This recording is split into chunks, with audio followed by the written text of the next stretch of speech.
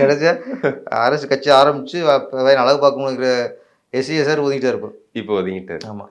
இவருக்கு நம்ம வரமாட்டான்னு நினச்சா இவர் கட்சி ஆரம்பிச்சுட்டு மாநாடுலாம் போட்டு பட்டை கிளப்பியிருக்காரு. இதை இப்போ எப்படி பார்க்குறீங்க? எஸ்சி சார் இல்லாமல் விஜய் சார் இயங்குற விதம், அவர் இப்போ ஆரம்பிச்சிருக்க கட்சி, அவருடைய கொள்கைகள், அவர் பின்னாடி இருக்க கூட்டம், இதெல்லாம் எப்படி இருக்குன்னு நினைக்கிறீங்க? இல்லை, அரசியல் கட்சி ஆரம்பிக்கிறது, மக்களுக்காக சேவை செய்ய போகிறோங்கிறது அது நல்ல விஷயம். நல்ல விஷயம். ஆமாம், வரவேற்கிறீங்க. வரவேற்கிறோம். எல்லாரும் சொல்லுவாங்க யார் வேணாலும் கட்சிக்கு அரசியல் கட்சி ஆரம்பிக்கலாம்ட்டு. அப்படி யார் வேணும் ஆரம்பிக்கக்கூடாது. எல்லாம் சொல்ல வார்த்தை சொல்லுவாங்க. அரசியல் யார் வேணும் வரலாம், என்ன யார் வேணும் வரலாம். ஒரு பொறிக்கு வந்துடலாமா, ஒரு ரவுடி வந்துடலாமா, ஒரு சாராயம் கட்சியில் வந்துடலாமா, அப்படியே வரலாமா, வரக்கூடாதுல்ல. யாரும் வரணும்னு சொல்லக்கூடாது. வார்த்தை வந்து பெருந்தன்மை சொல்கிறாங்க, தப்பு அது.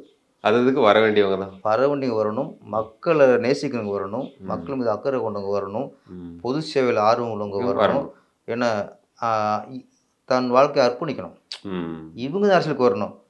மக்கள் கொஞ்சமாக நேசிக்கணும், மக்கள் நல்லது செய்யணும், கொஞ்சமாக நேசிக்கணும். யார் வேணா வரணும். அரசியலுக்கு வரதுக்கு ஒரு தகுதி இருக்கு. யாரும் அப்படி தமிழ் தான் ஆளணும்னு சொல்றியே, அதான்